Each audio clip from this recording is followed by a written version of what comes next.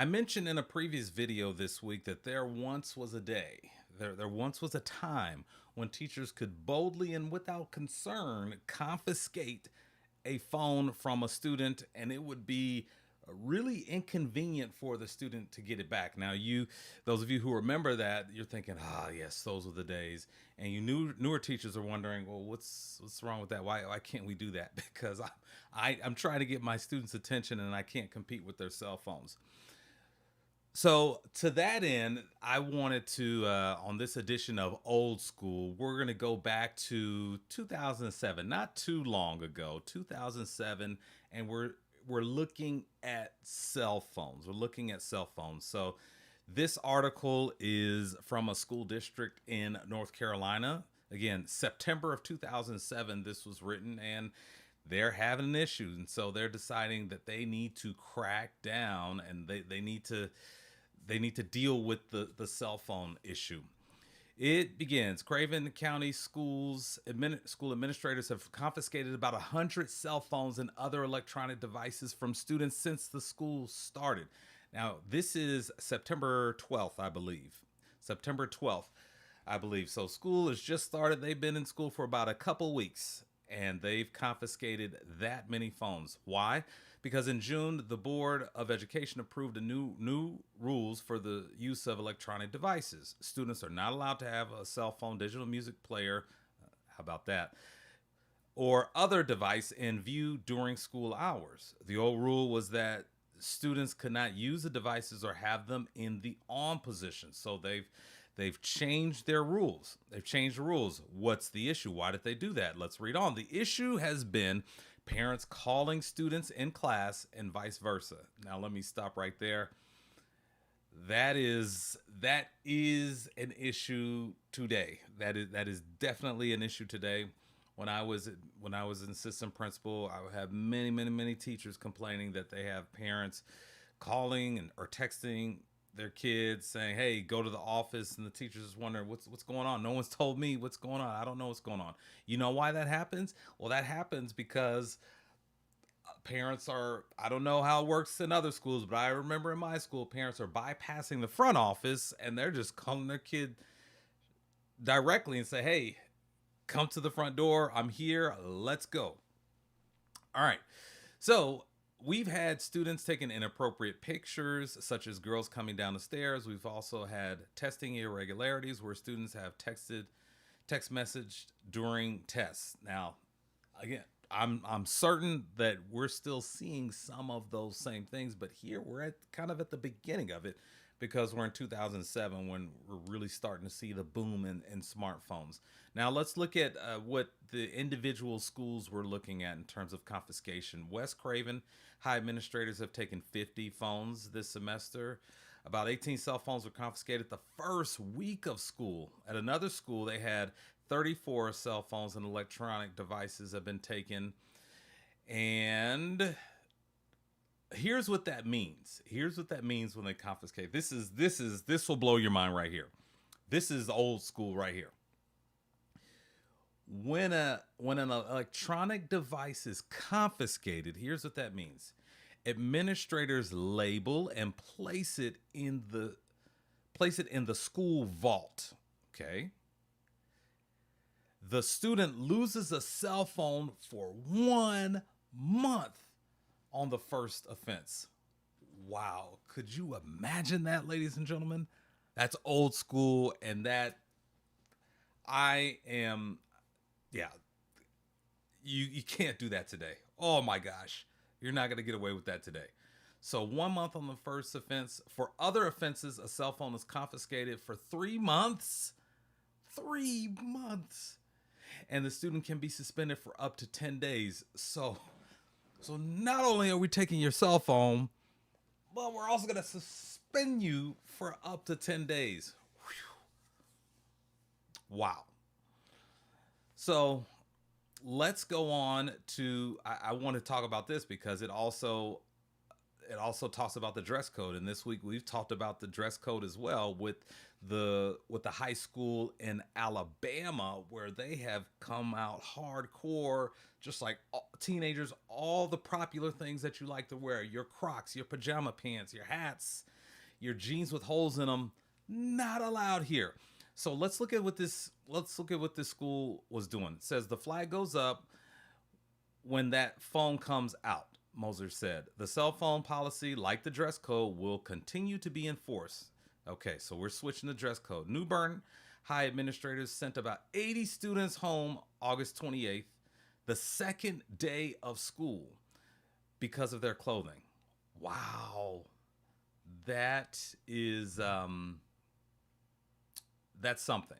That really is something. So, in reading this, in reading this, it made me curious to know. Okay, so what's happening now with this school district? Obviously, the confiscating the phone for a month, that you can't do that today.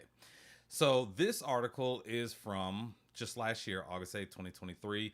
Craven County Schools, same school district, cracking down on cell phone use by students. So I can imagine that what has happened, and teachers, you know how this works.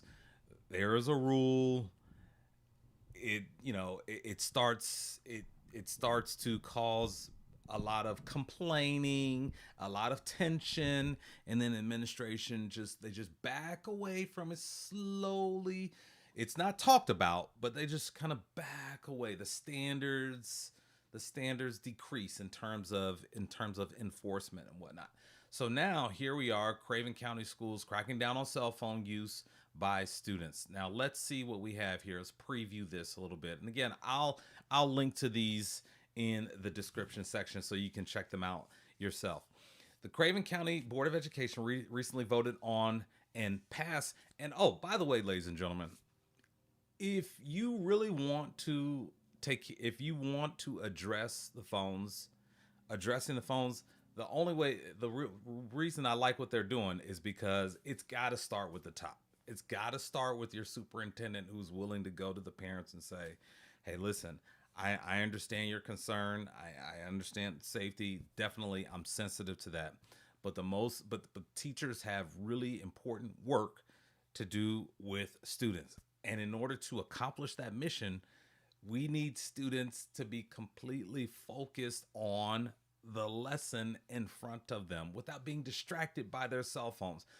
That's the only way it's going to work. That is the only way it's going to work. With the Yonder pouches, they're nice, but students have found ways around the Yonder pouches. They can get them open. They can outright vandalize them. There are ways around it. So you need the superintendent to be out there, to be the tip of the spear, to be the one to say, parents, if you have an issue, if you have a concern about it, you can call me. Don't even worry about calling the principals. You call me directly and I will explain it to you again and again and again, and I'll try to explain it to you in different ways if you like. But this is going to be the policy. We're not going to allow the cell phones to interrupt the learning that is taking place in the classroom. Period. That's the only way it's going to work. All right, here we go.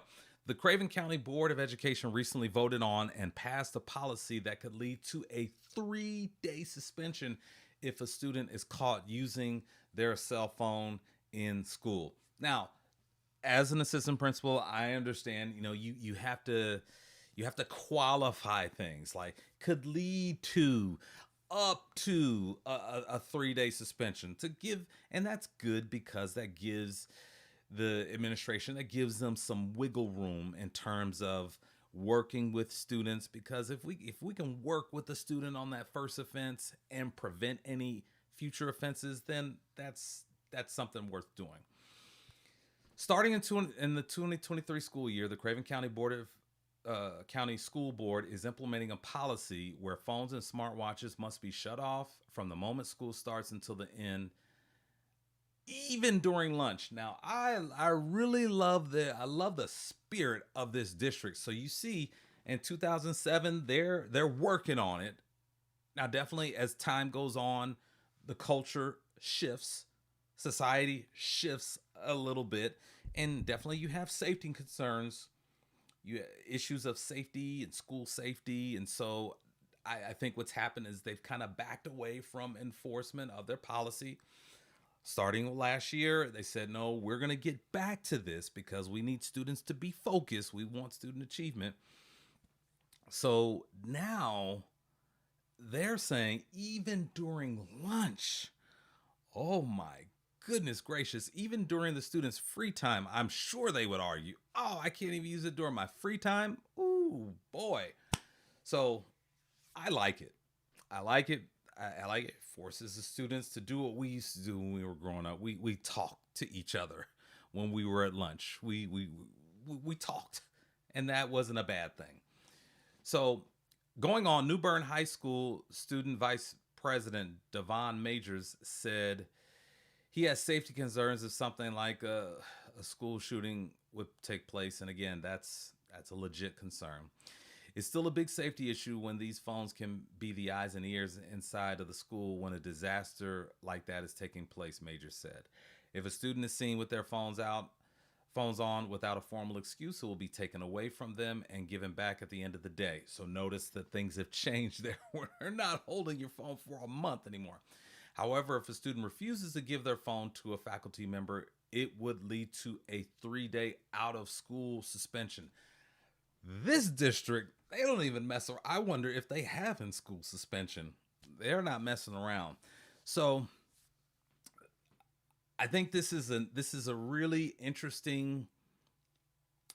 It's an interesting conversation that needs to be had, and perhaps going forward, we'll definitely follow along with this district and see how things are working, see how things worked out for them last year, and see how things are going currently. See if, and really the teachers, they're going to be they'll be the ones to let you know. They'll be the barometer. They'll let you know, hey, this thing is great. I don't have any phones in my room.